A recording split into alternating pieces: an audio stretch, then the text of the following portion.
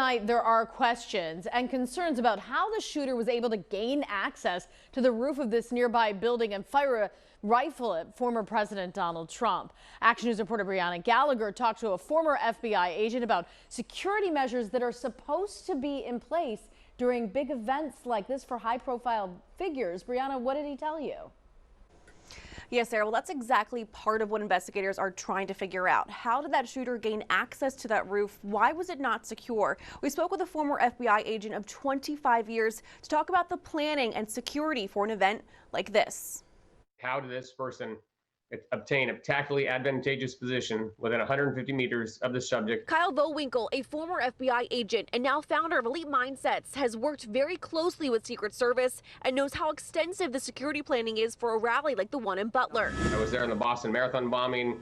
I was a negotiator that talked the bomber out of the boat into surrendering. Leading up to the rally, he says teams are working to identify potentially vulnerable areas. He says the larger the perimeter, the more manpower it takes, but that can't be infinite. Officials also scour social media and conduct a threat assessment before plans are made and finally reviewed by several layers of supervisors. Buildings which do provide a line of sight should have been, included in the plan to have some protection on it. There are some very hard questions they're going to have to answer. A number of different personnel were involved, including counter snipers who are constantly surveying the area by using binoculars. Obviously, they have to be looking out from the subject and checking that. So that's a difficult task to be a counter sniper and to find those threats. At this point, Trump didn't have the same protective measures as the president, which is standard, but that'll likely now change. Once the RNC or DNC happens and that person is selected as their party's candidate, they receive that second highest level of protection. With a lot of questions remaining, one thing is clear: